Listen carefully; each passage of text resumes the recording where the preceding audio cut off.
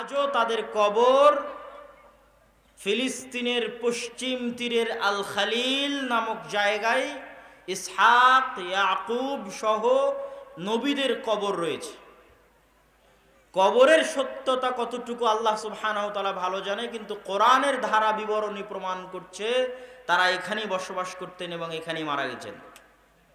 ইউসুফ আলাইহিস সালাতু ওয়াস সালাম প্রথম যিনি কুয়ায় থেকে উদ্ধার হয়ে ফিলিস্তিন থেকে বিক্রি হয়ে গেলেন মিশরে। আজও ফিলিস্তিনের সাথে মিশরের যোগাযোগ ওই রকমই সেই কালে যে রকম ছিল। ইব্রাহিম আলাইহিস সালাতু ওয়াস সালাম তার স্ত্রী সারাকে নিয়ে বিপদে পড়েছিলেন, সেটাও মিশর যেতে, ফিলিস্তিন থেকে মিশর যেতে বিপদে পড়েছিলেন। ইউসুফ আলাইহিস সালাতু ওয়াস সালাম কুয়ায় পড়েছিলেন জেরুজালেমের, ফিলিস্তিনের, উদ্ধার হয়ে বিক্রি হয়ে গেলেন বাজারে মিশরের। আজও গাজা বা পশ্চিম তীর বা ফিলিস্তিনের মুসলমানদের সাথে মিশরের যোগাযোগ ওই রকমই যা সেই কালে ছিল। 5000 বছর, কত হাজার বছর আল্লাহ সুবহানাহু ওয়া তাআলা ভালো জানে। ইউসুফ আলাইহিস সালাতু ওয়াস সালাম মিশরে গিয়ে লম্বা ঘটনা আপনারা জানেন। জেলখানা থেকে বের হয়ে অর্থমন্ত্রীর দায়িত্ব নিলেন, বাপ এবং ভাইদেরকে ডেকে পাঠালেন। বৃদ্ধ বয়সে ইয়াকুব আলাইহিস সালাতু ওয়াস সালাম 70 জনের বংশ নিয়ে, ওনার 12 জন সন্তান ছিল, তার একজন ইউসুফ, তথা ইউসুফ বাদে 11 জন, 11 ভাই। ওই যে ইউসুফ আলাইহিস সালাম স্বপ্নে দেখেছিলেন যে আমি স্বপ্নে দেখছি যে আহাদা আশারা কাউকাবা, যে আমাকে 11টা তারকা সিজদা করছে, ওই 11টা ওনার ভাই, 11 জন। তো 11 সন্তানের সন্তান সন্ততি সহ 70 জনের বিশাল পরিবার নিয়ে ইয়াকুব আলাইহিস সালাম গেলেন মিশরে। তখন থেকে নিয়ে তার বংশধরেরা মিশরে প্রায় 400 বছর পর্যন্ত তারা মিশরে ছিল। প্রথম 150 বছর ভালোই ছিল, কেননা ইউসুফ আলাইহিস সালাম নিজে ছিলেন মন্ত্রী, তার যারা ক্ষমতায় ছিল তাদের সাথে সুসম্পর্ক থাকায় দিনকাল ভালোই যাচ্ছিল। যারা ক্ষমতায় ছিল তারা ক্ষমতা হারিয়ে যখন ফেরাউন ক্ষমতা দখল করলো, তখন আগের ক্ষমতার যারা দোসর ছিল তথা ইয়াকুব আলাইহিস সালামের 12 সন্তানের বংশধরেরা তারা পড়ে গেল বিপদে। তাদের উপর চলল অত্যাচারের স্টিম রোলার, যার বর্ণনা আল্লাহ কোরআনে দিয়েছে। ইয়াসুমুনাকুম সুআল আযাব ইউযাববিহুনা আবনাআকুম ওয়া ইস্তাহয়ুনা নিসাআকুম। কি রকম ভয়ঙ্কর শাস্তি, যে পুরুষ সন্তানকে জবাই করে দেয়, মেয়ে সন্তানকে বাঁচিয়ে রাখে। এই ভয়ঙ্কর আযাব, এই ভয়ঙ্কর শাস্তি, ভয়ঙ্কর বিপদ তাদের উপর চলে আসলো। এই বিপদে তারা কত বছর ছিল আল্লাহ সুবহানাহু ওয়া তাআলা ভালো জানে। এই বিপদ থেকে তাদেরকে উদ্ধার করার জন্য আল্লাহ নবী পাঠালেন ইয়াকুবের বংশে, তার সন্তানদের বংশে মুসা আলাইহিস সালাম। মুসা আলাইহিস সালামের লম্বা ঘটনা, আমার টার্গেট হচ্ছে জেরুজালেম, মসজিদে আকসা, তাই লম্বা ঘটনায় যাচ্ছি না, শুধু ইতিহাসের ধারা বিবরণী আপনাকে দিয়ে যাচ্ছি। মুসা আলাইহিস সালাতু ওয়াস সালামের লম্বা ঘটনা শেষে যখন তিনি পালিয়ে যাচ্ছেন, ফেরাউনের সাথে যা কিছু ঘটলো, তারপরে যখন তিনি বানু ইসরাইলদের নিয়ে পালিয়ে যাচ্ছেন, সমুদ্রে ফেরাউন ডুবে মৃত্যুবরণ করলো। মুসা আলাইহিস সালাতু ওয়াস সালাম বানু ইসরাইলদের নিয়ে ওপারে চলে গেলেন। তিনি পুনরায় ফিরে কেন মিশরের ক্ষমতা দখল করলেন না, এই প্রশ্ন অনেকের। কিন্তু তারা যদি জানতো যে মুসা আলাইহিস সালাম কোথায় যাচ্ছিলেন, তাহলে এই প্রশ্ন আসতো না। আমরা জানি না যে মুসা আলাইহিস সালাম কোথায় যাচ্ছিলেন, তিনি পালাচ্ছিলেন না তিনি ফিরে যাচ্ছিলেন। মুসা আলাইহিস সালাতু ওয়াস সালাম পালাচ্ছিলেন না ফিরে যাচ্ছিলেন। কোথায় ফিরে যাচ্ছিলেন? 400 বছর আগে তার পর দাদা ইয়াকুব যেই জেরুজালেম, যেই ফিলিস্তিন থেকে মিশরে এসেছে, তারপর দাদা ইউসুফ যেই কুয়ায় পড়ে সেখান থেকে উদ্ধার হয়ে মিশরে এসেছে, সেই বাপ দাদার আদি ভিটা জেরুজালেম, ফিলিস্তিন, শামে ফিরে যাচ্ছিলেন। এই জন্য পুনরায় আর মিশরে আসেননি। আজও মানচিত্র ওইভাবেই আছে, আপনি গুগল ম্যাপ খুললে দেখবেন যে মিশর থেকে ফিলিস্তিন গেলেই মাঝখানে যে সাগর পড়বে, ওই সাগরের নাম লোহিত সাগর। ওই সাগরই ফেরাউন ডুবে মরেছিল, ওই সাগর থেকে ফেরাউনের লাশ উদ্ধার হয়েছে, এখনো মানচিত্রে ওভাবেই আছে। মুসা আলাইহিস সালাতু ওয়াস সালাম ফিলিস্তিন বিজয় করার জন্য, জেরুজালেম বিজয় করার জন্য যাচ্ছেন, আশ্রয় নিজের আদি ভিটায় ফিরে যাচ্ছেন। কিন্তু সেখানে এই 400 বছরে অন্য মানুষ বসবাস শুরু করেছে, তাদেরকে সেখান থেকে সরিয়ে সেই শহরে প্রবেশ করা এত সহজ নয়। এই জন্য মুসা আলাইহিস সালাম তার জাতিকে নিয়ে ঘুরপাক খেতে থাকলেন সিনাই মরুভূমিতে। মরুভূমি আজও ওই রকমই আছে, ওই মরুভূমি। আপনি গুগল ম্যাপে গেলে দেখতে পাবেন যে লোহিত সাগর পার হওয়ার পর ফিলিস্তিন পর্যন্ত পৌঁছতে মাঝখানে বিশাল মরুভূমি, সেই মরুভূমির নাম সিনাই মরুভূমি। মরুভূমিতে আসলেন বলেই তো পানি নাই, পানি নাই দেখেই তো বানু ইসরাইল বলল যে পানি দেন, পানির ব্যবস্থা করেন। মরুভূমিতে আছেন দেখেই তো খাবার নাই, খাবার নাই দেখেই তো আল্লাহ আসমান থেকে মান্না সালোয়া পাঠালেন। কেননা তখন মুসা আলাইহিস সালাম আছেন মরুভূমিতে, সমুদ্রের লবণাক্ত পানি খেতে পারবেন না। এই জন্য আল্লাহ পাথরে আঘাত করতে বললেন মুসা আলাইহিস সালামকে। লম্বা ঘটনা সব কোরআনের আয়াতে সূরা বাকারার মধ্যেই পাবেন। আমাদের ধারাবাহিক যে তাফসির গেছে দেশব্যাপী ধারাবাহিক দাওয়াতি সফরে, সেই ধারাবাহিক তাফসিরের মধ্যে আরও বিস্তারিত, আরও লম্বা আকারে পাবেন প্রতিটা ঘটনা, প্রতিটা পয়েন্ট বিস্তারিত ব্যাখ্যা সহ। মান্না সালোয়া মানে কি, পাথর কয় ভাগ হয়েছিল, কারা কারা ছিল, সব বিস্তারিত পাবেন আল ইতিসাম টিভিতে ধারাবাহিক তাফসির। আজকে আমাদের উদ্দেশ্য হচ্ছে মসজিদে আকসা। তা আমি এতক্ষণ কি বুঝালাম, উনি আছেন সিনাই মরুভূমিতে। এই জন্য তুর পাহাড়ও সিনাই মরুভূমিতে, যেই তুর পাহাড়ে মুসা আলাইহিস সালাম তাওরাত গ্রহণ করেছেন, যেই তুর পাহাড় আল্লাহ বানু ইসরাইলের উপর তুলে ধরেছিলেন, যেই তুর পাহাড়ে তিনি 40 দিন ইবাদত করেছিলেন, যেই তুর পাহাড়ে ইবাদত করতে গেলে বানু ইসরাইল গরুর পূজা শুরু করেছিল, ওটাও সিনাই মরুভূমিতে আজও ওইভাবেই আছে। তো আল্লাহ সুবহানাহু তাআলা এই জাতিকে আদেশ দিল, কি আদেশ দিল আল্লাহ কোরআনে বলছে। এবার আসবে জেরুজালেম, মসজিদে আকসা। ইয়া কওমি দুখুলুল আরদাল মুকাদ্দাসাতাল্লাতী কাতাবাল্লাহু লাকুম, হে আমার জাতি তোমরা প্রবেশ করো পবিত্র ভূমিতে। আল্লাহ পবিত্র ভূমি বলে কোরআন মাজিদে সম্বোধন করেছে। হে আমার জাতি তোমরা প্রবেশ করো পবিত্র ভূমিতে, আল্লাতী কাতাবাল্লাহু লাকুম, যেই ভূমি আল্লাহ তোমাদের জন্য লিখে রেখেছে। ওয়ালা তারতাদ্দু আলা আদবারিকুম, আর তোমরা পিঠ প্রদর্শন করে ফিরে যেও না। ফাতানকালিবু খাসিরিন, যদি তোমরা পিঠ প্রদর্শন করে ফিরে যাও তাহলে তোমরা ক্ষতিগ্রস্তদের অন্তর্ভুক্ত হবে। উত্তরে মুসা আলাইহিস সালামের জাতি কি বলল? ক্বালু ইয়া মুসা ইন্না ফিহা কওমান জাব্বারিন, তারা উত্তরে বলল, মুসা ওখানে তো শক্তিশালী জাতি বসবাস করে, ওদের সাথে আমরা যুদ্ধে পারবো না। ওয়া ইন্না লান নাদখুলাহা হাত্তা ইয়াখরুজু মিনহা, যতক্ষণ না তারা সেখান থেকে বের হয়ে যায় ততক্ষণ আমরা প্রবেশ করতে পারবো না। ফাইন ইয়াখরুজু মিনহা ফাইন্না দাখিলুন, যদি এই শক্তিশালী জাতি ওখান থেকে স্বেচ্ছায় বের হয়ে যায় আমরাও তাহলে সেখানে প্রবেশ করব। আপনি আজকের অবস্থার সাথে মিলিয়ে নেবেন, আজকের অবস্থার সাথে হুবহু মিল আছে। সেই দিন মুসা আলাইহিস সালামের জাতি যা বলেছিল, কি বলেছিল? মুসা আমরা ওই শহরে প্রবেশ করতে পারবো না, ওখানে শক্তিশালী, পৃথিবীর সবচেয়ে শক্তিশালী জাতি বসবাস করে, পৃথিবীর সবচেয়ে অত্যাধুনিক অস্ত্র তাদের কাছে আছে, আমরা প্রবেশ করতে পারবো না। আর এক আয়াতে আল্লাহ বলেছেন তারা কি উত্তর দিয়েছিল জানেন? আর এক আয়াতে আল্লাহ সুবহানাহু ওয়া তাআলা বলছে তারা মুসা আলাইহিস সালামকে উত্তর দিয়েছিল, ইন্না লান নাদখুলাহা আবাদাম মা দামু ফিহা ফাযহাব আনতা ওয়া রাব্বুকা ফাকাতিলা ইন্না হাহুনা কাঈদুন। মুসা আপনি আর আপনারা আল্লাহ গিয়ে যুদ্ধ করেন, আমরা এখানে বসে থাকলাম। ওরা শক্তিশালী জাতি, অত্যাধুনিক অস্ত্র আছে তাদের কাছে, আমরা যেতে পারবো না। আপনি আর আপনারা আল্লাহ গিয়ে যুদ্ধ করেন, আমরা বসে থাকলাম। তবে দুইজন ব্যক্তি যুদ্ধ করতে রাজি হয়েছিল, তাদের কথা আল্লাহ কোরআনে বলেছে। কিভাবে বলেছে? ক্বালা রাজুলানি মিনাল্লাযীনা ইয়াখাফুনা, তাদের মধ্যে দুইজন ব্যক্তি যারা আল্লাহকে ভয় করত, আনআমাল্লাহু আলাইহিমা, যাদের উপর আল্লাহর দয়া ছিল, তারা কি বলল? উদখুলু আলাইহিমুল বাব, হে আমাদের জাতি, হে আমাদের সম্প্রদায়, তোমরা এই শহরে প্রবেশ করো। তোমরা ওরা শক্তিশালী দেখে ভয় পাচ্ছ কেন? ওরা খুবই পাওয়ারফুল দেখে তোমরা ভয় পাচ্ছ কেন? ফাইদা দাখালতুমু, যখনই তোমরা ওই শহরে সাহস নিয়ে প্রবেশ করা শুরু করবে তখনই তোমরা বিজয়ী হবে। ওয়া আলাল্লাহি ফাতাওয়াক্কালু ইন কুনতুম মুমিনিন, আর ভরসা রাখো আল্লাহর উপর যদি তোমরা মুমিন হয়ে থাকো। শক্তিশালী জাতি আছে এই জন্য প্রবেশ করতে ভয় পাচ্ছ, ভরসা রাখো আল্লাহর উপর, আল্লাহর উপর ভরসা রেখে সামনে আগালে তোমরা বিজয়ী হবে। দুইজন ব্যক্তি এই কথা বলল।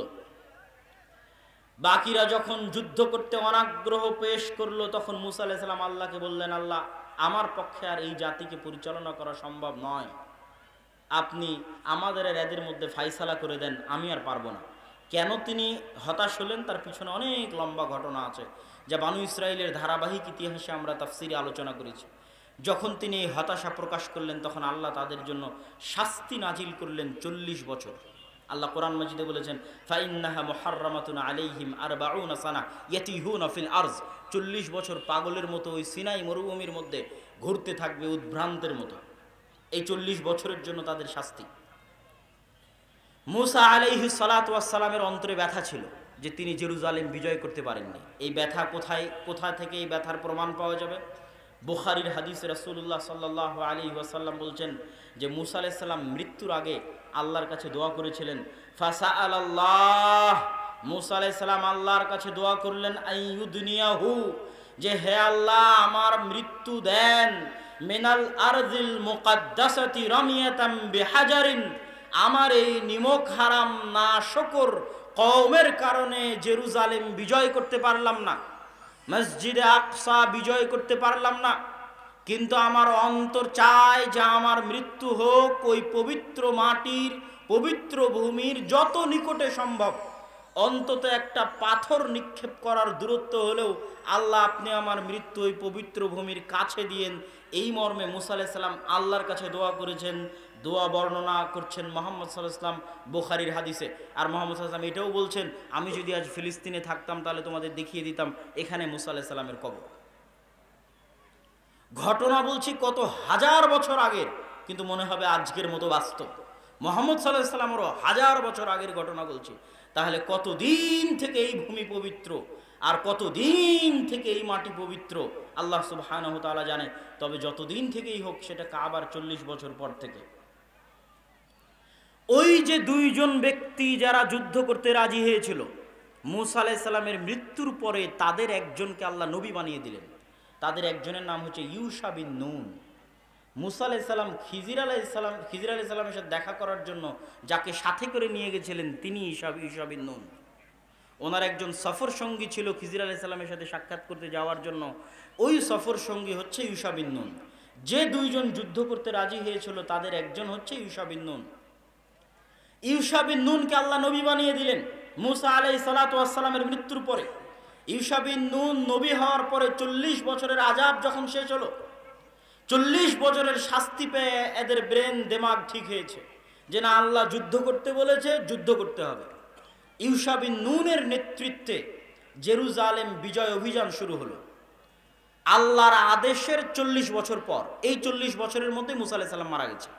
আল্লাহ আদেশ দিয়েছিলেন, অমান্য করেছিল, 40 বছরের আযাব এসেছে। 40 বছরের আযাব চলমান অবস্থাতেই মুসা আলাইহিস সালাম মারা যান। মুসা আলাইহিস সালামের মৃত্যুর পর নবী হয় ইউশা বিন নুন। ইউশা বিন নুন নবী হওয়ার পরে 40 বছরের আযাব শেষ হলে বানু ইসরাইলদের নিয়ে তিনি জেরুজালেম বিজয় অভিযান পরিচালনা করেন। যুদ্ধ চলতেছে, তুমুল যুদ্ধ। যুদ্ধ চলতে চলতে যুদ্ধ যখন বিজয়ের মুহূর্ত, তখন শুক্রবার বিকেল। এই জন্য শুক্রবারের দিন যে আল্লাহ একটা সময় দোয়া কবুল করেন, তার কিছু কিছু মত আছে যে শুক্রবার বিকেলে আল্লাহ দোয়া কবুল করেন ওই একটা সময়। কেন, সেই ঘটনা বলতেছি। যুদ্ধ চলতে চলতে শুক্রবার বিকেল, শনিবারের দিন পবিত্র দিন, তাদের ধর্ম অনুযায়ী মুসা আলাইহিস সালাতু ওয়াস সালামের দিন অনুযায়ী পবিত্র দিন হচ্ছে শনিবার। আর ইসলামে দিন শুরু হয় সূর্য ডোবার পরেই। যেমন রমাজানে আপনারা সিয়াম না রেখে আগের রাতে তারাবি পড়েন, কেননা রমাজান শুরু হয়ে গেছে। তো দিন শুরু হয় আগের দিনের সূর্য ডোবার পর থেকে। তাহলে আজ শুক্রবারের সূর্য ডুবলেই শনিবার শুরু, আর শনিবার শুরু হলেই যুদ্ধ বন্ধ, দিন অনুযায়ী নিষিদ্ধ। ওই দিন অনুযায়ী শনিবারের দিন যুদ্ধ বিগ্রহ নিষিদ্ধ। তাহলে যখন যুদ্ধ বিজয়ের সময় তখন যদি যুদ্ধ থামিয়ে দেওয়া হয়, ওই গতি আবার রবিবারের দিন আসবে কিনা, না পরাজিত হয়ে ফিরে যেতে হবে, তার তো কোনো গ্যারেন্টি নাই। এই জন্য শুক্রবারের দিন বিকেল বেলা যখন যুদ্ধ জয় জয়, কিন্তু যুদ্ধ বন্ধ করতে হবে, কেননা মাগরিব হলে তৎকালীন দিন অনুযায়ী যুদ্ধ নিষিদ্ধ। তখন ইউশা বিন নুন আল্লাহ সুবহানাহু ওয়া তাআলার কাছে দোয়া করলেন। দোয়া করছেন আর বলছেন, এই সূর্য ইন্নাকা মা'মুরা, হে আসমানের সূর্য তুমি হচ্ছ আদিষ্ট, ওয়া আনা মা'মুরুন, আর আমি আল্লাহর নবী ইউশা বিন নুন, আমিও আল্লাহর আদেশে আদিষ্ট।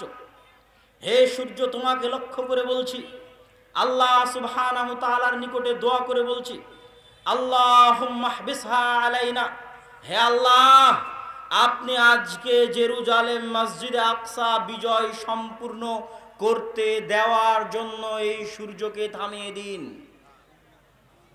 ইউশা বিন নুন আল্লাহ সুবহানাহু ওয়া তাআলার কাছে দোয়া করলেন, আল্লাহ আজকে জেরুজালেম মসজিদে আকসা বিজয় করার জন্য আপনি সূর্যকে থামিয়ে দিন।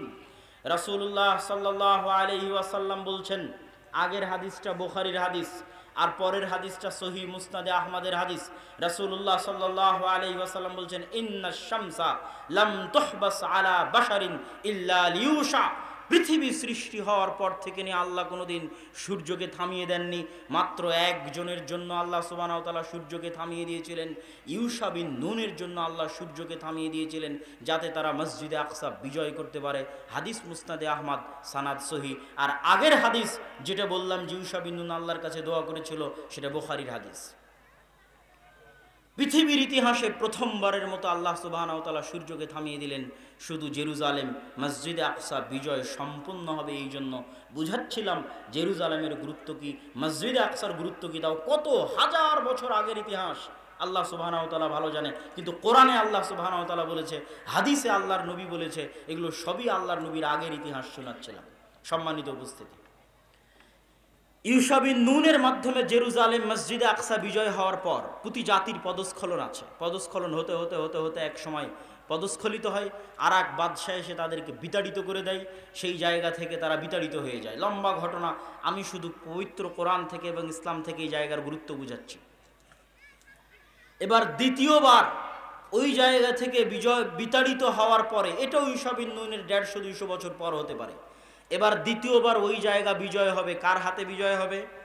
দাউদ আলাইহিস সালাতু ওয়াস সালাম। যেখানে পবিত্র কোরআনে আপনারা ইতিহাস পাবেন যে তলুত আর জালুতের ইতিহাস। জালুতকে ইংরেজিতে বলা হয় জুলিয়েট। তখন যে নবী ছিল সেই নবীর নাম কোরআনে উল্লেখ করা নাই, কিন্তু তাওরাত, জাবুর, ইনজিলে ওই নবীর নাম, নবীর ঘটনা কোরআনে আছে। নবীর কথা পবিত্র কোরআনে আল্লাহ সুবহানাহু ওয়া তাআলা বলেছে। প্রায় একটা আয়াত এই বর্ণনায় আল্লাহ সুবহানাহু ওয়া তাআলা দিয়েছে, কিন্তু নবীর নাম তাওরাত, জাবুর, ইনজিলে আছে শামুয়েল। ওই নবী নির্ধারণ করলেন তালুতকে তাদের নেতা হিসেবে। আর এই যুদ্ধে আল্লাহ সুবহানাহু ওয়া তাআলা পরীক্ষা হিসেবে আদেশ জারি করলেন যে জেরুজালেম বিজয় করতে যেতে সামনে নদী পড়বে, এই নদী সাঁতরে পার হতে হবে। এই নদীর পানি যদি কেউ পান করে নেয় তাহলে তারা যুদ্ধে অংশগ্রহণ করতে পারবে না। নদীর পানি পান না করে ওপারে যেতে হবে। মুফাসসিরিনে কেরাম বলছেন, আল্লাহ কোরআনে বলছে যে অল্প সংখ্যক মানুষ এই পরীক্ষায় পাশ করেছিল।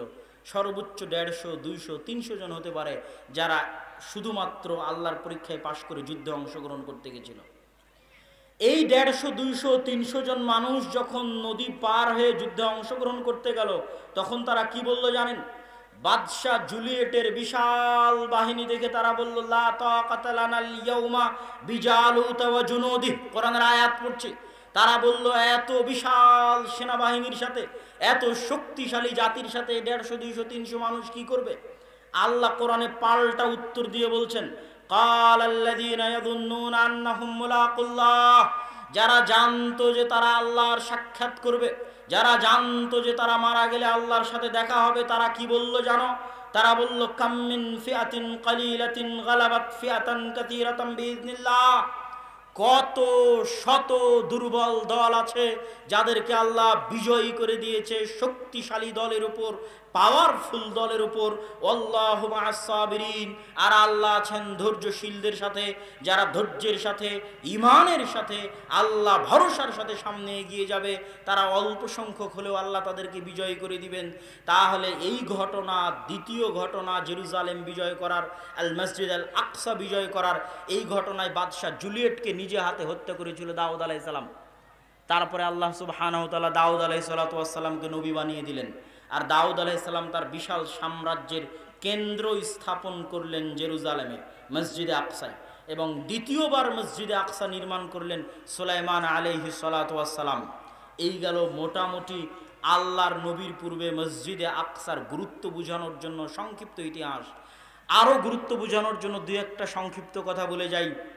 মারিয়াম আলাইহিস সালাতু ওয়াস সালাম, ওয়াইদ ক্বালাত ইমরাতু ইমরান রাব্বি ইন্নী নাযারতু লাকা মা ফি বাতনি মুহাররারান ফাতাকাব্বাল মিন্নি। মারিয়াম আলাইহিস সালাতু ওয়াস সালামকে তার মা ওয়াকফ করেছিলেন। উনি যেই মসজিদের খেদমত করতেন সেটাও মসজিদে আকসা। ঈসা আলাইহিস সালাতু ওয়াস সালাম যেই শহরে জন্মগ্রহণ করেছিলেন সেটাও জেরুজালেম। এই জন্যই এই লম্বা ঘটনা বলার, ইয়াহইয়া আলাইহিস সালাতু ওয়াস সালাম, জাকারিয়া আলাইহিস সালাতু ওয়াস সালাম সব জেরুজালেমে। এই লম্বা ঘটনা বলার পিছনে উদ্দেশ্য, সারমর্ম বাক্য যদি একটা সারমর্ম বাক্য বলি, তাহলে আজকের বিশ্ব যারা শাসন করছে, আজকের বিশ্বের ইহুদি হোক, খ্রিস্টান হোক, পাশ্চাত্যে যারা আছে, যেই হোক, তারা যদি সারা পৃথিবী দখল করে নেয় আর যদি জেরুজালেম তাদের হাতে না থাকে, তাহলে তাদের কাছে গোটা পৃথিবী নাই, এটা তারা মনে করবে। ঠিক মুহাম্মদ সাল্লাল্লাহু আলাইহি ওয়াসাল্লামের উম্মতে মুহাম্মাদি যদি সারা পৃথিবী দখল করে নেয় কিন্তু মসজিদে আকসা তাদের কাছে না থাকে, তাহলে সকল দিনের উপর ইসলামের প্রাধান্য, ইসলামের বিজয় প্রতিষ্ঠিত হবে না। তার কারণ হচ্ছে এই যে পাস্ট, যে ধারাবাহিক ইতিহাস বলে আসলাম, কেননা পৃথিবীতে যত দিন আছে, যত দিনের অনুসারী আছে, সকল দিনের অনুসারী মানুষের কাছে এটাই হচ্ছে সবচেয়ে পবিত্র স্থান। যত দিন আছে, ইহুদি, খ্রিস্টান, মুসলমান। আর এটাকে কেন্দ্র করেই পৃথিবীর শেষ সময়গুলোতে যত বড় বড় যুদ্ধ হবে, সব যুদ্ধ হবে শামে, সব যুদ্ধ হবে এই মাটিতে, এই ভূমিতে। যে রাসূল সাল্লাল্লাহু আলাইহি ওয়াসাল্লামের কিয়ামতের পূর্ব মুহূর্তের যে হাদিসগুলো আছে, সেই হাদিসগুলো থেকে স্পষ্টভাবে বোঝা যায়। সুতরাং সকল ধারা বিবরণীতে এই কথা স্পষ্ট যে মসজিদে আকসা এবং জেরুজালেমের গুরুত্ব সীমাহীন এবং অপরিসীম। এবার আমরা আসি মুহাম্মদ সাল্লাল্লাহু আলাইহি ওয়াসাল্লামের জীবনীতে। মুহাম্মদ সাল্লাল্লাহু আলাইহি ওয়াসাল্লামের জীবনীতে 3টে থেকে 4টে ঘটনা আছে, যেই ঘটনাগুলো জেরুজালেমের সাথে যুক্ত, মসজিদে আকসার সাথে যুক্ত। এক, গলিবাতির রোম। পবিত্র কোরআনে আল্লাহ সুবহানাহু ওয়া তাআলা বললেন রোমরা বিজয় হবে। এই আয়াত অবতীর্ণ হওয়াতে আবু বকর, ওমর, উসমান তারা খুশি হলেন। কেন খুশি হলেন? এর প্রেক্ষাপট আপনাদেরকে সংক্ষেপে বুঝতে হবে। এর সংক্ষিপ্ত প্রেক্ষাপট হচ্ছে পারস্যের অগ্নিপূজকরা মসজিদে আকসা দখল করে নিয়েছিল, জেরুজালেম দখল করে নিয়েছিল। তাদের হাত থেকে যখন পারস্যরা, অগ্নিপূজকরা যখন মসজিদে আকসা দখল করে নিয়েছিল, তখন মক্কার মুশরিকরা খুশি হয়েছিল, আর মক্কায় থাকা মুহাম্মদ সাল্লাল্লাহু আলাইহি ওয়াসাল্লামের সাহাবীরা কষ্ট পেয়েছিল। আবার যখন রোমানরা, বাইজেন্টাইন রোমান সাম্রাজ্য, ইস্তাম্বুল, কনস্টান্টিনোপল, কুস্তুনতুনিয়া থেকে তারা এসে আবার যখন মসজিদে আকসা তাদের দখলে নিয়ে নিল, তারা হলো খ্রিস্টান, তখন মক্কায় থাকা মুসলমানরা হয়ে গেল খুশি। ঘটনা দেখেন, ঘটনাটা বুঝেন, যে যখন পারস্যের অগ্নিপূজকরা মসজিদে আকসা দখলে নিচ্ছে, মক্কায় থাকা মুশরিকেরা খুশি, আর মক্কায় থাকা মুসলমানেরা কষ্ট পাচ্ছে।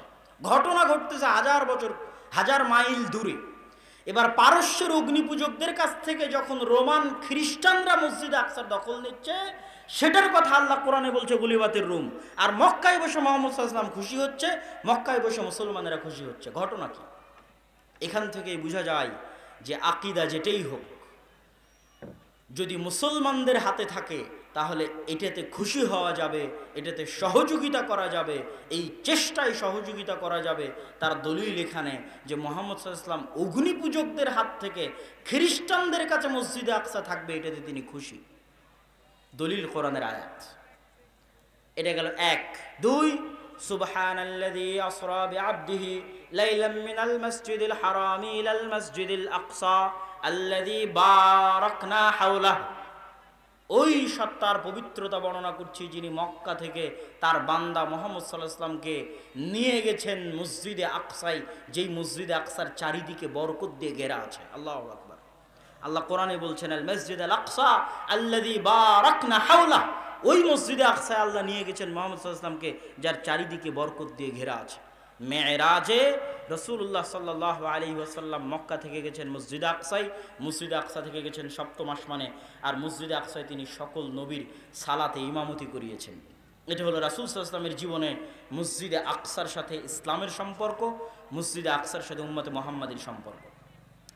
তৃতীয় এবং আশ্চর্য সম্পর্ক, তৃতীয় এবং আশ্চর্য, অতি আশ্চর্য, অতি আশ্চর্য, সেটা হচ্ছে মুহাম্মদ সাল্লাল্লাহু আলাইহি ওয়াসাল্লাম জন্মের পর থেকে জানেন কাবা সবচেয়ে পবিত্র। তার বাপ, তার দাদা, তার 14 গোষ্ঠী, তার আদি পিতা ইসমাইল এবং তার আদি পিতা ইব্রাহিম মিলে কাবা তৈরি করেছে। তার দাদা কাবার রক্ষক, তিনি জন্মের পর থেকে জানেন কাবা সবচেয়ে পবিত্র। সেই কাবার পাশে দাঁড়িয়ে আল্লাহ তাকে সালাত আদায় করতে বলছেন মসজিদে আকসা মুখী হয়ে। কাবার পাশে দাঁড়িয়ে আল্লাহ মুহাম্মদ সাল্লাল্লাহু আলাইহি ওয়াসাল্লামকে বলছেন আপনি সালাত আদায় করেন মসজিদে আকসা মুখী হয়ে। অথচ তখন মুহাম্মদ সাল্লাল্লাহু আলাইহি ওয়াসাল্লাম মক্কায়, তখন মুহাম্মদ সাল্লাল্লাহু আলাইহি ওয়াসাল্লাম কাবার পাশে। আর জন্মের পর থেকে তিনি জানেন যে এই কাবা সবচেয়ে পবিত্র, আমার বাপ দাদা এই কাবার রক্ষণাবেক্ষণ করেছে, আমার আদি পিতা ইব্রাহিম আর ইসমাইল মিলে এই কাবা তৈরি করেছে। তারপরেও আল্লাহ তাকে আদেশ দিচ্ছেন আপনি সালাত আদায় করেন মসজিদে আকসামুখী হয়ে, কাবাকে পাশে রেখে। 17 মাস কাবাকে পাশে রেখেই, 17 মাসের কিছু মাস হবে, কেননা এর মধ্যে আল্লাহর নবী হিজরত করেছেন, আর বাকি কিছু মাস মদিনায় গিয়ে প্রথম যে মসজিদ নির্মিত হয়েছে সেটাও মসজিদে আকসামুখী হয়ে নির্মিত হয়েছে।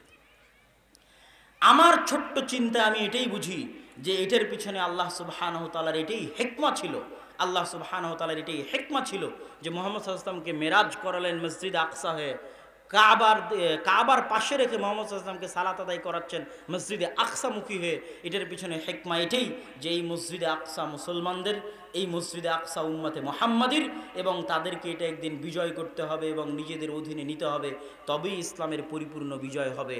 এ কথাই সত্য, এবং এটা রাসূল সাল্লাল্লাহু আলাইহি ওয়াসাল্লামের জীবনী থেকে বোঝা যায়। সম্মানিত উপস্থিতি, আমি ঘটনা আরেকটু আগের দিকে নিয়ে গিয়ে আমার ঘটনা দ্রুত অতি সংক্ষিপ্ত সময়ের মধ্যে শেষ করে দিয়ে আমাদের আজকের বক্তব্যের শেষ অংশে আপনাদের সাথে জরুরি কিছু কথা আছে, সেই কথার দিকে এগিয়ে যাব ইনশাআল্লাহ। মুহাম্মদ সাল্লাল্লাহু আলাইহি ওয়াসাল্লামের জীবদ্দশায় মসজিদে আকসা বিজয় করার জন্য কি কোনো যুদ্ধ হয়েছিল? জেরুজালেম বিজয় করার জন্য কি কোনো যুদ্ধ হয়েছিল?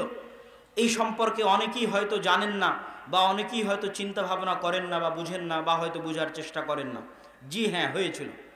রাসূলুল্লাহ সাল্লাল্লাহু আলাইহি ওয়াসাল্লামের যুগের দুইটা যুদ্ধকে আমরা বলতে পারি যে এই দুইটা যুদ্ধ জেরুজালেম বিজয় করার জন্যই ছিল, এই দুইটা যুদ্ধ ফিলিস্তিন বিজয় করার জন্যই ছিল।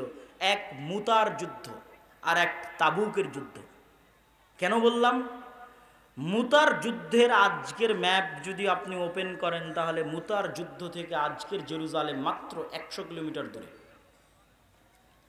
আপনি এখন গুগল ম্যাপে গিয়ে দেখবেন যে মুতার যুদ্ধ কোথায় হয়েছিল। খালিদ বিন ওয়ালিদের নেতৃত্বে, যেই যুদ্ধে মুহাম্মদ সাল্লাল্লাহু আলাইহি ওয়াসাল্লাম খালিদ বিন ওয়ালিদকে সাইফুম মিন সুয়ুফিল্লাহ, আল্লাহর তরবারি উপাধি দিয়েছিলেন, সেই যুদ্ধ থেকে জেরুজালেমের দূরত্ব মাত্র 100 কিলোমিটার। আর এই দুটো যুদ্ধই রাসূল সাল্লাল্লাহু আলাইহি ওয়াসাল্লাম লড়ার আদেশ দিয়েছিলেন রোমানদের বিরুদ্ধে। আর তৎকালীন আরবের সীমানায় রোমানদের সবচেয়ে বড় হেডকোয়ার্টার ছিল জেরুজালেম।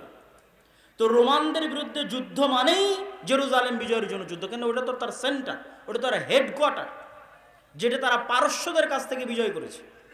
এবং এখানে আরও একটা ঘটনা আপনাদেরকে স্মরণ করিয়ে দিতে চাই যে আল্লাহর নবীর জীবনীতে চতুর্থ যে ঘটনা মসজিদে আকসার সাথে সম্পৃক্ত, সে ঘটনা খুবই প্রসিদ্ধ, কিন্তু এইভাবে আপনাকে কেউ কানেক্ট করে দিবে না, আমি জাস্ট কানেক্ট ধরিয়ে দিচ্ছি। সহিহ বুখারীর প্রথম দিকে ওহীর অধ্যায়ের আলোচনায় লম্বা হাদিস, বলতেও মজা লাগবে, শুনতেও ভালো লাগবে, কিন্তু আমাদের সংক্ষিপ্ত সময় থাকার কারণে আমরা বলছি না। যে আবু সুফিয়ান রাদিয়াল্লাহু তাআলা আনহু, যিনি পরবর্তীতে ইসলাম গ্রহণ করেছিলেন, হুদাইবিয়ার যখন সন্ধি হয় তখন মুহাম্মদ সাল্লাল্লাহু আলাইহি ওয়াসাল্লাম ব্যস্ত হয়ে গেলেন দাওয়াতি কাজে, আর আবু সুফিয়ানেরা ব্যস্ত হলো ব্যবসায়িক কাজে। তো আবু সুফিয়ানেরা ব্যবসা করতে চলে গেছে জেরুজালেমে ব্যবসা করতে গেছে। জেরুজালেমের তৎকালীন বাদশাহ তথা গোটা রোমান এম্পায়ারের বাদশাহ স্বপ্নে দেখছে যে তার রাজত্ব দখল করে নেবে যারা খাতনা করে, আরবের মধ্যে যারা খাতনা করে। সংক্ষিপ্তভাবে হাদিস বলে দিচ্ছি যে আরবের মধ্যে কারা খাতনা করে, তার মাথা নষ্ট। সে পরের দিন সব পাদ্রীদের জমা করলো, কারা খাতনা করে? বলে ইহুদিরা ছাড়া আর কেউ খাতনা করে তো আমরা জানি। বল না, আরবের মধ্যে কারা খাতনা করে? আশপাশে কোনো আরব থাকলে ধরে নিয়ে আসো। আশপাশে আরব পাওয়া গেল, আবু সুফিয়ানকে ধরে নিয়ে আসা হলো। তোমরা খাতনা করো তো? বলে হ্যাঁ। ইব্রাহিম আলাইহিস সালাতু ওয়াস সালামের সুন্নাত, বললাম না ইব্রাহিম আলাইহিস সালামের এক ছেলে মক্কায় ছিল, ইসমাইল, তার বংশধর মুহাম্মদ সাল্লাল্লাহু আলাইহি ওয়াসাল্লাম, তারা খাতনা করে। তো বলে ঘটনা কি বলো তো? বলে ঘটনা এই মুহাম্মদ সাল্লাল্লাহু আলাইহি ওয়াসাল্লামের লম্বা ঘটনা। মুহাম্মদ সাল্লাল্লাহু আলাইহি ওয়াসাল্লামের বিষয়ে তার জিজ্ঞাসা, তার উত্তর। মুহাম্মদ সাল্লাল্লাহু আলাইহি ওয়াসাল্লামের আগে কি কেউ রাজা ছিল? মুহাম্মদ সাল্লাল্লাহু আলাইহি ওয়াসাল্লামের আগে কি কেউ নবী ছিল? এগুলো সব জিজ্ঞেস করছে বাদশা হিরাক্লিয়াস। কেন জিজ্ঞেস করছে?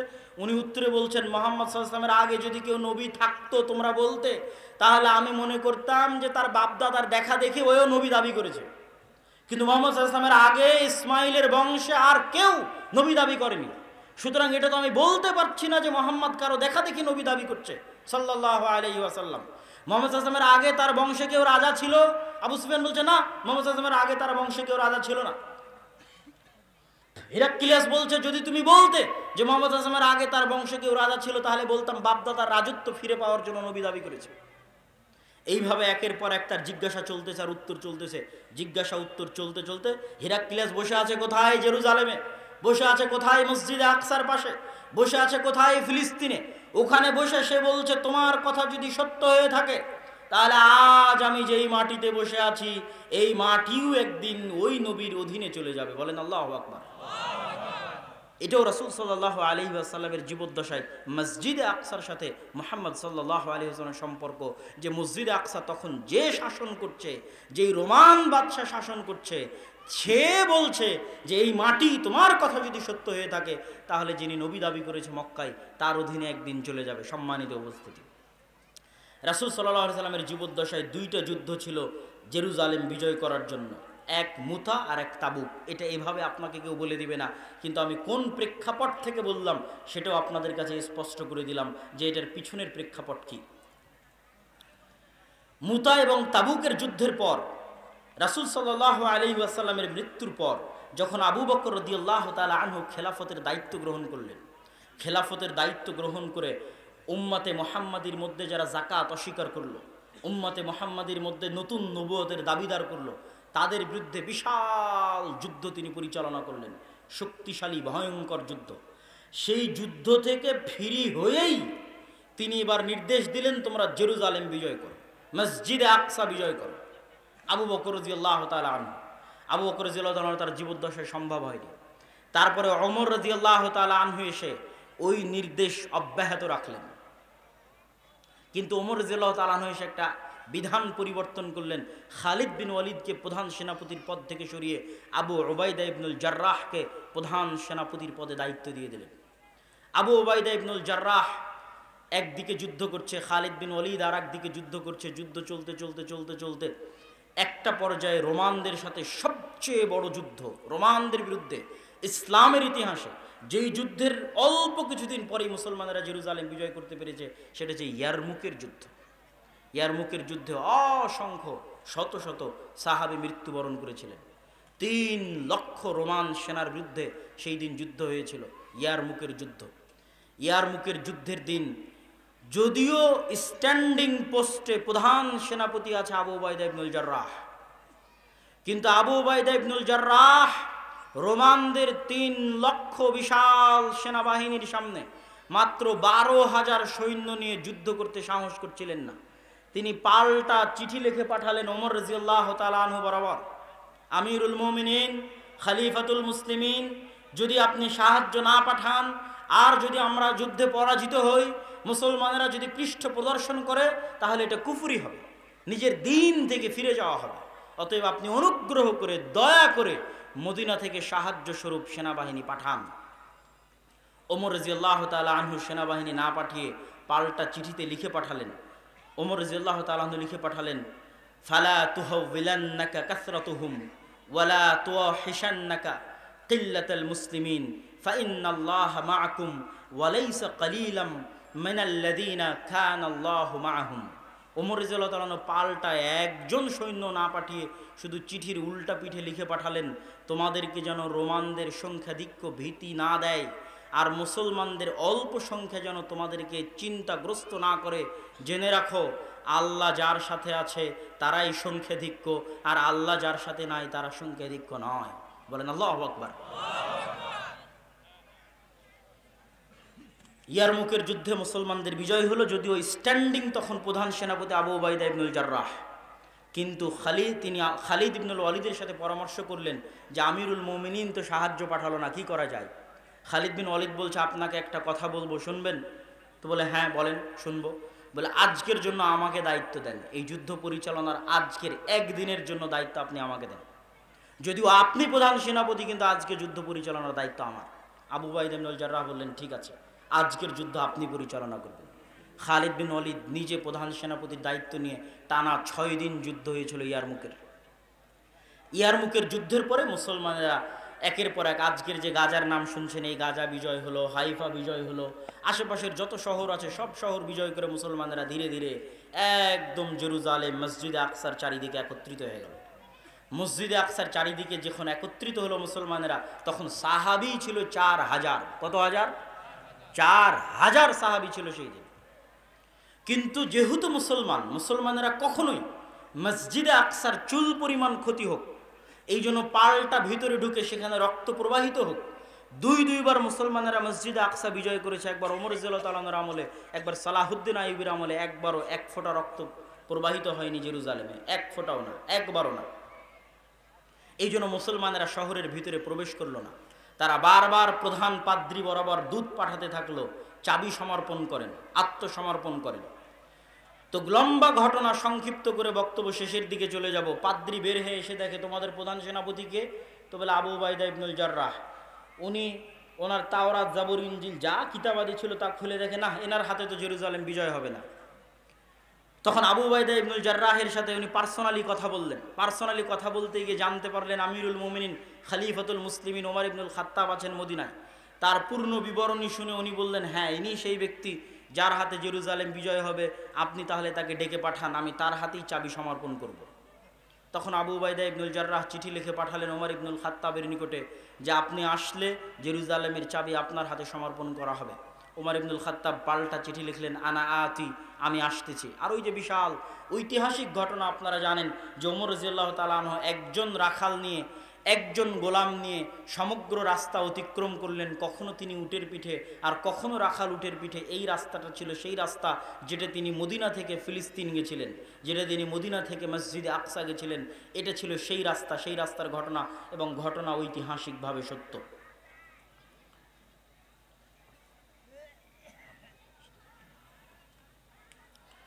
সম্মানিত উপস্থিতি, ওমর রাদিয়াল্লাহু তাআলা আনহু যখন মসজিদে আকসার গেটের নিকটে গেলেন, জেরুজালেম শহরের নিকটে গেলেন, তখন আবু উবাইদা ইবনুল জাররাহ হন্তদন্ত হয়ে ছুটে আসতেছে ওমর রাদিয়াল্লাহু তাআলা আনহুর কাছে। কেন? তখন ওমর রাদিয়াল্লাহু তাআলা আনহু নিজে উটের রশি ধরে টানতেছেন, আর ওমর রাদিয়াল্লাহু তাআলা আনহু যেই উটের রশি ধরে টানতেছেন, ওই উটের পিঠে বসে আছে রাখাল, আর ওমর রাদিয়াল্লাহু তাআলা আনহুর গায়ে জীর্ণ শীর্ণ জামা। তো আবু উবাইদা ইবনুল জাররাহ হন্তদন্ত হয়ে ছুটে এসে বলছে, ইয়া আমিরুল মুমিনিন, ইন্নার রোমান ইয়ানজুরু ইলাইনা নাজরাতা কিল্লাহ। আমিরুল মুমিনিন খলিফাতুল মুসলিমিন করেছেন কি? 4000 সাহাবী আজ এই জেরুজালেম মসজিদে আকসা ঘিরে রেখেছে। মসজিদে আকসা বিজয় হবে, ভিতরে শত শত পাদ্রী অপেক্ষা করছে।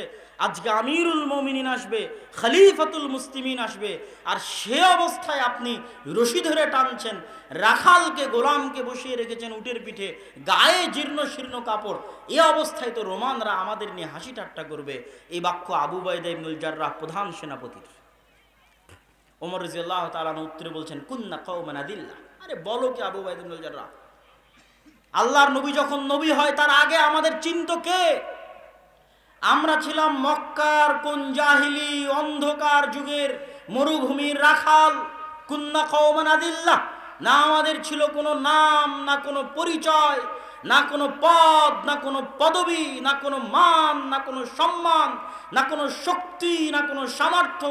বলো কি আবু উবাইদা ইবনুল জাররাহ, আল্লাহর নবীর আসার আগে আমরা কোথায় ছিলাম?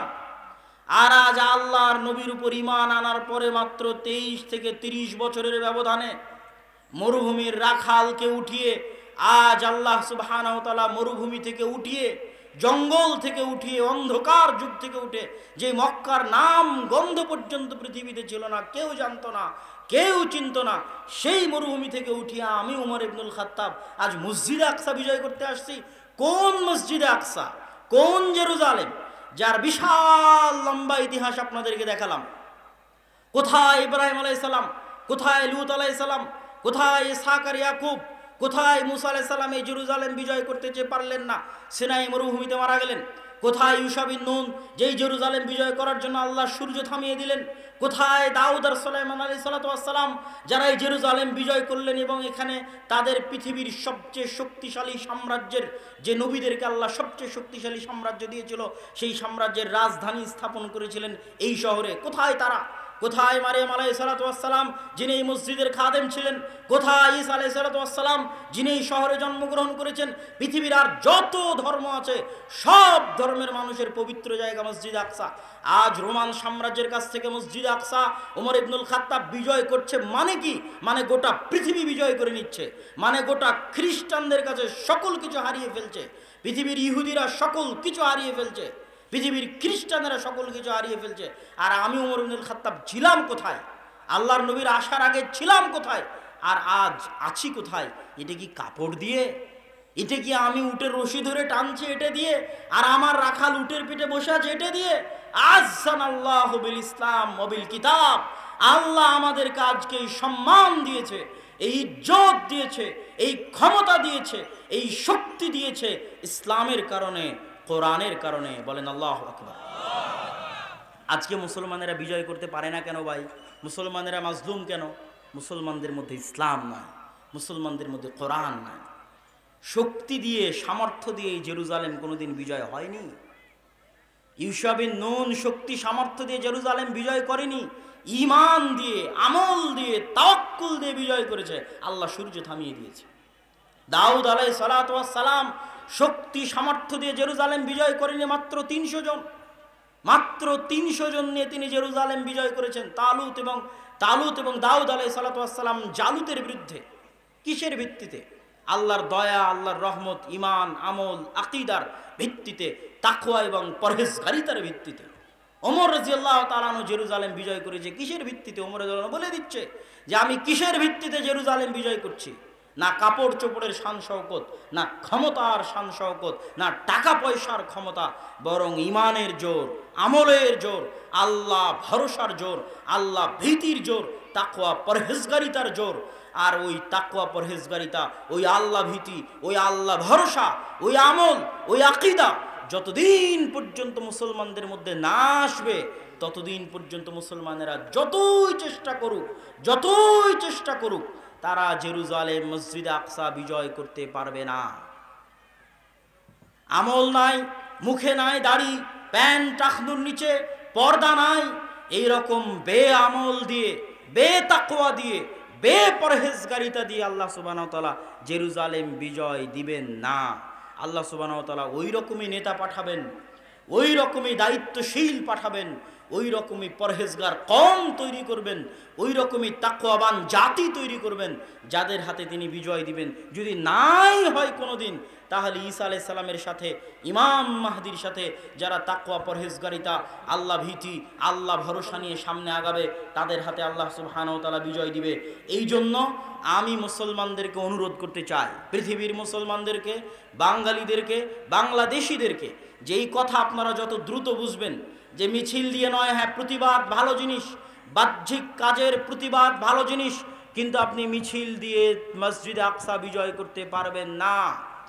আপনি ফেসবুকে পোস্ট দিয়ে মসজিদ আকসা বিজয় করতে পারবেন না। মসজিদ আকসা বিজয় করতে হলে ওই ঈমান লাগবে, ওই আমল লাগবে, ওই তাকওয়া লাগবে, ওই পরহেজগারিতা লাগবে, যেই তাকওয়া, যেই পরহেজগারিতা আল্লাহ ওমরকে দিয়েছিলেন, যেই তাকওয়া, যেই পরহেজগারিতা আল্লাহ দাউদকে দিয়েছিলেন, যেই তাকওয়া, যেই পরহেজগারিতা আল্লাহ সুবহানাহু ওয়া তাআলা সালাহুদ্দিন আইয়ুবীকে দিয়েছিলেন, যেই তাকওয়া, যেই পরহেজগারিতা আল্লাহ ইউশা বিন নুনকে দিয়েছিলেন, ওই তাকওয়া, ওই পরহেজগারিতা যেই দিন আসবে, বা ওই তাকওয়া পরহেজগারিতা আসার চেষ্টা যেই দিন আমরা করব, হুবহু তাদের মতো হতে না পারলেও চেষ্টা যেই দিন করব, সেই দিন বিজয় আসবে। সম্মানিত উপস্থিতি, আমি আমার বক্তব্যের শেষের দিকে এসে আপনাদের উদ্দেশ্যে জরুরি দুটো কথা। আজকের এই অনুষ্ঠান আমি মনে করি ইতিহাসের পাতায় ঐতিহাসিকভাবে লিখে রাখার মতো অনুষ্ঠান। কেন? আমি যখন থেকে প্রোগ্রাম করছি 2020 সাল থেকে, 2020 সালের জানুয়ারি থেকে, তথা 3 বছর, এই 3 বছরের অভিজ্ঞতায় আমি দেখেছি আমার শ্রদ্ধেয় পিতা আব্দুর রাজ্জাক বিন ইউসুফের প্রোগ্রামের পিছনে লক্ষ্য উদ্দেশ্য থাকে দাওয়াতি কাজ। দাওয়াতি কাজ লক্ষ্য উদ্দেশ্য থাকে দেখেই তিনি কোনোদিন মানুষের কাছে হাদিয়া এবং পাথেয় মর্মে চুক্তি করেননি। কিন্তু যারা তাদেরকে প্রোগ্রামের জন্য নিয়ে যায় তাদের সকলের উদ্দেশ্য সব সময় দাওয়াতি কাজ থাকে না। এটা আমার 3 বছরের অভিজ্ঞতা। বরং আমাদের দেশে চলমান প্রোগ্রামগুলোর দুটো লক্ষ্য উদ্দেশ্য। কমিটি কিছু আদায় করবে, বক্তা কিছু হাদিয়া পাবে, এই মর্মে একদিনের সম্পর্কের ভিত্তিতে প্রোগ্রাম হয়। কয় দিনের সম্পর্কের ভিত্তিতে বলেন তো? একদিনের সম্পর্কের ভিত্তিতে, এক রাতের সম্পর্কের ভিত্তিতে প্রোগ্রাম হয়। কিন্তু আমি দেখলাম যে আমার শ্রদ্ধেয় পিতার নিয়ত দাওয়াতি কাজ, এই নিয়তে তার কোনো ত্রুটি নাই। তখন ধীরে ধীরে আমি এই সিদ্ধান্তে উপনীত হলাম যে আমাকে ওই রকম একটা পরিবেশ তৈরি করে দিতে হবে যেই দিন এই প্রোগ্রামগুলো শুধুই আল্লাহর সন্তুষ্টির জন্য হবে, যেই দিন এই প্রোগ্রামগুলো শুধুই দাওয়াতি কাজের জন্য হবে, যেই দিন এই প্রোগ্রামগুলো শুধুই ফি সাবিলিল্লাহ হবে, যেখানে কমিটিরও কোনো স্বার্থ থাকবে না, যেখানে বক্তারও কোনো স্বার্থ থাকবে না, শুধু আল্লাহর সন্তুষ্টির জন্য প্রোগ্রাম আয়োজন করা হবে। এই লক্ষ্য এবং উদ্দেশ্য নিয়েই দাওয়া ইলাল্লাহর যাত্রা। আমাদের প্রথম এবং সবচেয়ে বড় প্রজেক্ট হচ্ছে মক্তব। মসজিদ ভিত্তিক মক্তব পরিচালনার লক্ষ্যে মসজিদ ভিত্তিক দ্বীন শিক্ষা, শুধু মক্তব বলবো না, দ্বীন শিক্ষা। কেননা আমাদের মক্তবের সিলেবাসে শুধু কোরআন শেখানোর ব্যবস্থা নাই, বরং মৌলিক দ্বীন শিক্ষা হিসেবে সিলেবাস তৈরি করা আছে, যেখানে যেমন আকীদা শিখবে, যেখানে যেমন নবীদের জীবনী শিখবে, দোয়া শিখবে, তেমন কোরআনও শিখবে। আমি সারা বাংলাদেশে 4টি জেলায় এখন পর্যন্ত 126টি মসজিদ ফি সাবিলিল্লাহ সফর করেছি, প্রায় 35টি উপজেলায় সফর করেছি, 255র কাছাকাছি মক্তব উদ্বোধন করেছি। আলহামদুলিল্লাহ, আল্লাহর দয়া, আল্লাহর রহমতে সম্ভব হয়েছে। চেষ্টা, পরিশ্রম, আমাদের কবুলিয়াতের মালিক আল্লাহ সুবহানাহু তাআলা। এই দ্বীন শিক্ষার প্রজেক্ট কেন হাতে নেওয়া, তার লম্বা বিস্তারিত বক্তব্য আমি যত জায়গায় সফরে গেছি তত জায়গায় আলোচনা করা আছে। 1 ঘন্টা 1.5 ঘন্টা আলোচনা করা আছে। আজকে যেহেতু আলোচনার বিষয় ভিন্ন, যেহেতু এটা ইসলামী সম্মেলন, আদ-দাওয়া ইসলামী সম্মেলন, সেহেতু এখানে সংক্ষিপ্ত আকারে বলে যাচ্ছি যে আমি আমার অভিজ্ঞতার ভিত্তিতে ভারতের 3 বছর, সৌদি আরবের 5 বছর এবং আমার ইংল্যান্ডের 1 বছরের অভিজ্ঞতার ভিত্তি দিয়ে সারা পৃথিবীতে মুসলমানেরা হচ্ছে শিক্ষায়, জ্ঞানে অন্যদের তুলনায় 500 বছর পিছিয়ে। আমি কিছু বক্তব্যে বলেছি, অন্য বক্তব্যে বিস্তারিত আলোচনা করিনি, তবে একদিন করব, যে মুসলমানেরা 2টা কারণে পরাধীন, এক জ্ঞানের কারণে, আর একটা হচ্ছে সুদী অর্থনীতির কারণে। এগুলোর উপর বিস্তারিত আলোচনা কোনোদিন হবে ইনশাআল্লাহ, সেই দিন আপনারা দেখবেন, জানবেন, শুনবেন। কিন্তু সংক্ষিপ্ত আকারে আমি দেখেছি মুসলমানেরা শিক্ষায় পিছিয়ে। যারা মধ্যপ্রাচ্যের মুসলমান, তাদের লক্ষ্য উদ্দেশ্য বিনোদন আর পর্যটন। কে দিয়েছে বুদ্ধি যে বিনোদন দিয়ে ইনকাম করতে হবে? শিক্ষায় কোনো ইনভেস্ট নাই, জ্ঞানে কোনো ইনভেস্ট নাই। বিল্ডিং বানাও, পর্যটন শিল্প গড়ে তোলো, সেখানে ইনভেস্ট। আর আমি ইংল্যান্ডে দেখেছি, ইউকেতে দেখেছি, তাদের ইনভেস্ট মানেই শিক্ষা। ইংল্যান্ডে তেলও নাই, ইংল্যান্ডে গ্যাসও নাই। আমেরিকাতে তেলও নাই, আমেরিকাতে গ্যাসও নাই। পৃথিবী শাসন করে কি দিয়ে ভাই? আমেরিকা, ইংল্যান্ডের অক্সফোর্ড আছে, ক্যামব্রিজ আছে, হার্ভার্ড আছে, নাসা আছে। মুসলমানদের চেয়ে 500 বছর জ্ঞান বিজ্ঞানে এগিয়ে আছে। জ্ঞান বিজ্ঞান বিক্রি করেই তারা পৃথিবী শাসন করছে। হাড়ে হাড়ে অনুভব করে দেখে এসে আপনাকে বলছি। গাড়িতে উঠলে দেখবেন বই পড়ছে, পার্কে গেলে দেখবেন বই পড়ছে, ট্রেনে উঠলে দেখবেন বই পড়ছে। মাঝে মধ্যে তাদের বই পড়ার ছবি উঠিয়ে আমি আমার 2 ভাই আব্দুর রহমান এবং আব্দুর রহিমকে পাঠাতাম। একদিন এক স্টেশনে পরপর 3টে ট্রেন মিস হওয়ায় ওই ট্রেনে প্রচুর ভিড় হয়েছে। ভিড়ের মধ্যে 2 বগির মাঝে যে ফাঁকা জায়গা থাকে, ওই ফাঁকা জায়গায় ভিড়ের মধ্যে দাঁড়িয়ে থেকে 2 জন যুবক বই পড়তেছে। ওটারও ছবি তুলে আমি আব্দুর রহমান আর আব্দুর রহিমকে পাঠিয়েছিলাম যে দেখো এরা কি দিয়ে পৃথিবী শাসন করে। এদের অন্তরে ঈমান নাই, এদের গায়ে কাপড় নাই, কিন্তু তারা বই পড়তে অভ্যস্ত। এই শিক্ষা, এই জ্ঞান দিয়ে তারা পৃথিবী শাসন করছে। আর আমাদের মুসলমানদের অবস্থা, মধ্যপ্রাচ্যের মুসলমানদের অবস্থা তো বললামই। এই জন্য আগেই বক্তব্যে বলে নিলাম যে ভাই এগুলো করে মুসলমানদের বিজয় হবে না। এটা শিক্ষার দিন, জ্ঞানের দিন। ইমান আমল আকিদায় পরিবর্তন না আসলে বিজয় হবে না। আর আমাদের বাংলাদেশের অবস্থা দেখেন, বাংলাদেশের যত বড় বড় যদি যারা দায়িত্বে আছে তাদের কথা বলেন, টাকা আসলেই রাস্তা তৈরি করতে হবে, ব্রিজ কালভার্ট নির্মাণ করতে হবে, সেতু ফ্লাইওভার নির্মাণ করতে হবে। শিক্ষার জন্য কোনো প্রজেক্ট নাই, জ্ঞানের জন্য কোনো প্রজেক্ট নাই। আর যদি মসজিদ কমিটির কাছে যান, তাহলে মসজিদ কমিটির কাছে টাকা আসলে এসি লাগাতে হবে, ছাদ ঢালাই করতে হবে, টাইলস লাগাতে হবে। শিক্ষার জন্য কোনো বাজেট নাই। ওই মসজিদের কমিটি আপনি আমেরিকানদের করে দেন, ইউরোপিয়ানদের করে দেন, মসজিদের ফান্ডে যদি 10 টাকা থাকে তাহলে 10 টাকার 5 টাকা আমেরিকানরা আগে শিক্ষায় ব্যয় করবে। ভাই, যেই মসজিদ আপনি এসি দিয়ে তৈরি করছেন, ওই মসজিদের আশেপাশে তো গাঞ্জাখোর মদখোরে পরিপূর্ণ হয়ে গেছে। মসজিদ স্বর্ণ দিয়ে বানিয়ে কি করবেন? যেখানে মসজিদের আশেপাশে সব গাঞ্জাখোর মদখোর, জুয়া, অনলাইনে জুয়া, মোবাইলে জুয়ায় পরিপূর্ণ হয়ে গেছে, ওই মসজিদ স্বর্ণ দিয়ে বানিয়ে কি করবেন? আপনি ওই মসজিদে 10টা টাকা থাকলে 5টা টাকা শিক্ষায় ব্যয় করেন। মসজিদ না থাকলেও মানুষ খোলা মাঠে সালাত আদায় করবে। মুসলমানদের এই ভয়াবহ অবস্থা দেখেই আমার এই প্রতিজ্ঞা নেওয়া যে মুসলমানদের শিক্ষার জন্য কাজ করতে হবে। নওগাঁ, জয়পুরহাট থেকে যত উত্তরে যাবেন তত মসজিদে মক্তব নাই। যে কয়েকটা মসজিদে মক্তব আছে সেগুলো অবহেলিত প্রতিষ্ঠান। বড় বড় প্রতিষ্ঠান দিয়ে সারা বাংলাদেশে পরিবর্তন আনা সম্ভব নয়। বড় বড় প্রতিষ্ঠান, সেটা যত বড় মাদ্রাসাই হোক, সারা বাংলাদেশের 2% ছেলে মেয়ে ওখানে পড়তে যায়, বাকি 98% মুসলমানের সন্তান। এরা দিন শিখবে কোথায়? এই একদিনের জালসা দিয়ে দিন শেখা সম্ভব? তাহলে এই সন্তানেরা যদি দিন না শিখে, এদেরকে শিক্ষা কে দিচ্ছে জানেন? আপনার সন্তান আপনি জন্ম দিয়েছেন, শিক্ষা দিচ্ছে ইবলিস। আমি দেখে এসেছি, সন্তান জন্ম দিবেন আপনি, সন্তানকে শিখাবে ইবলিস। আমার বহু বক্তব্যে তার উপর বিস্তারিত বলা আছে যে ইউরোপের অবস্থা কি। সেখানে সন্তান আপনি জন্ম দিবেন, শিক্ষা দিবে ইবলিস। আপনার দেশে ওই অবস্থা হতে যাচ্ছে। সন্তান আপনি জন্ম দিচ্ছেন, টাকা দিয়ে মসজিদ বানাচ্ছেন, কিন্তু আপনার সন্তান পড়ছে ব্রাকে, আপনার সন্তান পড়ছে খ্রিস্টান মিশনারির স্কুলে। কেননা শিক্ষার ব্যবস্থা আপনার কাছে নাই। সারা বাংলাদেশে সবচেয়ে শ্রেষ্ঠ স্কুল খ্রিস্টানদের পরিচালিত। আজও এখনো শ্রেষ্ঠ স্কুল তারা পরিচালনা করছে, কেন? তারা জানে শিক্ষা কি জিনিস, শিক্ষার মূল্য কি। ব্রাকের ওয়াকফ করা জমি নাই, বিল্ডিং নাই, কিন্তু ব্রাক সারা বাংলাদেশে হাজার হাজার স্কুল পরিচালনা করছে ভাড়া জমিতে, ভাড়া টিন, ভাঙ্গা টিন দিয়ে ভাড়া জমিতে পরিচালনা করছে। আর মুসলমানদের লক্ষ লক্ষ মসজিদ থাকার পরও, হাজার হাজার মসজিদ থাকার পরও এই সমস্ত মসজিদগুলোতে দিনের দাওয়াতি কাজ নাই।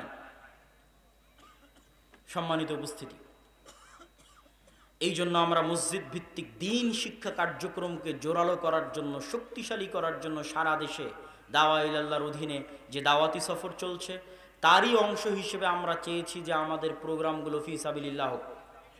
এবং আপনারা আমার জন্য দোয়া করবেন। আমার অন্তরের একটা ইচ্ছা, আজকে যেহেতু প্রথম আর দাওয়া ইলাল্লাহর অধীনে প্রথম প্রোগ্রাম পত্নীতলাতেই, এখানে আজকে আপনাদের এটা প্রথম প্রোগ্রাম, এবং আজকের প্রোগ্রামে বাপ বেটা আমরা ফি সাবিলিল্লাহ এসেছি।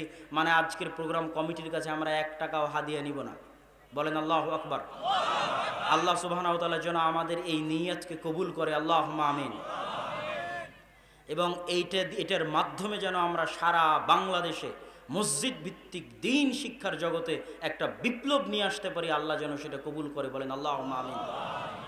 আপনারা আমার জন্য দোয়া করবেন। আমার অন্তরের সুপ্ত ইচ্ছা হচ্ছে যে অন্তত সর্বোচ্চ লক্ষ্য সেটা মনের মধ্যে আছে, কিন্তু অন্তত আল্লাহ সুবহানাহু ওয়া তাআলা যেন আমাকে ওই পর্যন্ত ক্ষমতা দেয়, যেই দিন আমি আমার জীবদ্দশায় এবং আমার শ্রদ্ধেয় পিতা আব্দুর রাজ্জাক বিন ইউসুফের জীবদ্দশায় এমন পরিবেশ তৈরি করে দিতে পারবো যে তিনি হাজারো লক্ষ মানুষের সামনে এসে আজ থেকে 10-15 বছর আগে যেমন নির্ভয়ে, নিঃসংকোচে, বলিষ্ঠ কণ্ঠে শিরক এবং বেদাতের বিরুদ্ধে দাঁত ভাঙ্গা আওয়াজে বক্তব্য দিয়েছেন, কোনো ভয় এবং ডর এবং সংকোচ ছাড়া, আল্লাহ সুবহানাহু ওয়া তাআলা যেন দাওয়া ইলাল্লাহর মাধ্যমে, মসজিদ ভিত্তিক দিন শিক্ষার মাধ্যমে তার জীবদ্দশাতেই আমাকে ওই রকম পরিবেশ ফিরিয়ে আনার তৌফিক দেন, যেই দিন আবারও তিনি হাজারো লক্ষ মানুষের সামনে দাঁড়িয়ে নিঃসংকোচে, নির্ভয়ে, বলিষ্ঠ কণ্ঠে শিরক এবং বেদাতের বিরুদ্ধে ওইভাবেই বক্তব্য দিবেন যেইভাবে আজ থেকে 30 বছর আগে, 20 বছর আগে বক্তব্য দিয়েছেন, কোনো ভয় ছাড়া, কোনো সংকোচ ছাড়া। সেই পরিবেশ যেন আল্লাহ সুবহানাহু ওয়া তাআলা করে দেয়, বলেন আল্লাহুম্মা আমিন। এই মহৎ উদ্দেশ্য নিয়ে মুসলমানের সন্তানের কাজ নিয়ে আমার কাজ নয়। আজকের এই অনুষ্ঠানে যদি আপনারা 5টা টাকাও দান করেন, 10টা টাকাও দান করেন, তাহলে সারা দেশে যে মক্তবগুলো পরিচালিত হচ্ছে এই মক্তবগুলোর অর্থায়নে ব্যয় হবে। অত্র অঞ্চলে যে মক্তবগুলো চলবে সেই মক্তবগুলোর অর্থায়নে ব্যয় হবে। এই অঞ্চলেও আমি সফর করে গেছি, মক্তব কেন্দ্রিক প্রতি উপজেলায় একদিন করে সফর করেছি। ফলত আপনাদের কাছে উক্ত অনুষ্ঠানে, উক্ত সম্মেলনে দান করার উদাত্ত আহ্বান রেখে আর দাওয়া ইলাল্লাহর জন্য দোয়া করার আহ্বান রেখে, এবং আমরা ফি সাবিলিল্লাহ দাওয়াতি কাজ করার লক্ষ্যে একদিনের সম্পর্কে নয়, স্থায়ীভাবে যারা দাওয়াতি কাজ করবে, 12 মাস যারা দাওয়াতি কাজ করবে, তাদের প্রোগ্রাম আমরা করতে চাই, ফি সাবিলিল্লাহ প্রোগ্রাম করতে চাই। কিন্তু একদিনের জন্য কোটি টাকা দিলেও ভাড়ায় খাটতে রাজি নই। একদিনের জন্য কোটি টাকায় দিলেও ভাড়ায় খাটতে রাজি নই। আল্লাহর সন্তুষ্টির জন্য যারা 12 মাস দাওয়াতি কাজ করবে, মসজিদ ভিত্তিক দিন শিক্ষা কার্যক্রম করবে, তাদের সহযোগিতার জন্য, মুসলমানের সন্তানের শিক্ষার ব্যবস্থার জন্য, দেশব্যাপী মসজিদ ভিত্তিক দিন শিক্ষা গড়ে তোলার জন্য, আল্লাহর সন্তুষ্টির উদ্দেশ্যে, আল্লাহর পবিত্র কোরআন মুসলমানের সন্তানের শিক্ষার জন্য আমরা এই উদ্যোগ নিয়েছি। আপনারা কবুল করবেন, নিয়তে কোনো ত্রুটি নাই। 2 বছর থেকে 100টা মক্তব পরিচালনা করি। তারপরে যখন এই দাওয়াতি সফর শুরু করি তখন ভয় পেতাম, কেননা আব্বু নিজেই জামিয়া সালাফিয়ার মতো 4টা বড় বড় প্রতিষ্ঠানের দায়িত্ব পালন করছে। আমি তো তাকে বলতে পারি না যে আপনি এখানে কিছু দেন, এটা বলতে আমার কষ্ট হয়। এই জন্য আমি ভয় পেতাম যে এই যে দাওয়াতি সফর শুরু করছি, এই মক্তবগুলোর ব্যবস্থা কিভাবে হবে। কিন্তু পরক্ষণে আব্বুর ওই কথাটাই আমার জন্য সাহস হয়ে থেকে গেল, যেটা তিনি জামিয়া সালাফিয়া তৈরি করার সময় বলে থাকেন যে আমার হাতে টাকা নেই, এ কথা সত্য, এখানে প্রতিষ্ঠান হবে এ কথাও সত্য, কেমনে হবে তা আমি জানি না। এই কথাকে সামনে রেখে আল্লাহ সুবহানাহু ওয়া তাআলার উপর ভরসা করে সারা দেশে মসজিদ ভিত্তিক দিন শিক্ষা কার্যক্রম পরিচালনা করার জন্য মাঠে নেমেছি। কেমনে এগুলো পরিচালিত হবে, কিভাবে পরিচালিত হবে, কার অর্থায়নে পরিচালিত হবে তা আমি জানি না, তবে এতটুকু বিশ্বাস করি যে এটা হবেই হবে এবং আল্লাহ সুবহানাহু ওয়া তাআলা এটাতে সহযোগিতা করবে। কেননা আমার নিয়তে চুল পরিমাণ ত্রুটি নাই। মুসলমানদের দুঃখ কষ্ট দেখেই, ইংল্যান্ড এবং ইউরোপে মুসলমানদের দুঃখ কষ্ট দেখেই, লিবিয়া থেকে যে সমস্ত নৌকা ছেড়ে যায়, বাতাসে ফুলানো নৌকা, যেই নৌকাগুলোতে সব মুসলমান থাকে 200-300, একদম রোহিঙ্গাদের মতো, শুধু ইউরোপে একটু আশ্রয় নেওয়ার জন্য এই সমস্ত মুসলমানেরা ইউরোপে গিয়ে হয় ট্যাক্সি ড্রাইভার হয়, নাহলে হোম কেয়ারের জব করে, না হলে কোনো দোকানদার হয়। এরা সামাজিকভাবে বড় কোনো দায়িত্ব পালন করতে পারে না। মুসলমানদের এই নিম্ন অসহায় অবস্থা দেখেই মুসলমানদের শিক্ষায় ব্যাপক পরিবর্তন লাগবে, রুট লেভেল থেকে পরিবর্তন লাগবে। আর মসজিদগুলো থেকে মক্তব উঠে যাচ্ছে, দিন শিক্ষা অন্যরা নিয়ে চলে যাচ্ছে, মুসলমানের সন্তানের শিক্ষা অন্যরা নিয়ে চলে যাচ্ছে। এই কষ্ট থেকেই আল্লাহর সন্তুষ্টির উদ্দেশ্যে আমরা এই উদ্যোগে মাঠে নেমেছি। আল্লাহ সুবহানাহু ওয়া তাআলা যেন এটিকে কবুল করে, আল্লাহুম্মা আমিন। এই দাবি, এই দোয়া আপনাদের কাছে রেখে আপনাদের জন্য একটি বিশেষ অনুরোধ, যে যারা আপনারা দাওয়া ইলাল্লাহর এই মক্তবগুলোতে মাসিক অথবা বাৎসরিক, যে প্রতি মাসে আমি একটি মক্তব পরিচালনা করতে চাই এই মর্মে, অথবা বাৎসরিক যারা সহযোগিতা করতে চান, তারা আমাদের মক্তবের জন্য যে স্টল আছে সেখানে, আমাদের দায়ী স্টলটা কোথায়? সামনে ওই সাইডে আমাদের দায়ী মুসলিহুদ্দিন বসে আছে। আপনারা যাওয়ার সময় সেখানে দেখা করবেন এবং সেখানে আপনাদের নাম যারা আগ্রহী তারা অবশ্যই লিখে দিয়ে যাবেন। আল্লাহ সুবহানাহু ওয়া তাআলা কবুল করুক। এই বলে আমি আমার সংক্ষিপ্ত বক্তব্য এখানেই শেষ করছি। ওয়া আখিরু দাওয়ানা আনিল হামদুলিল্লাহি রাব্বিল আলামিন। আসসালামু আলাইকুম ওয়া রাহমাতুল্লাহ।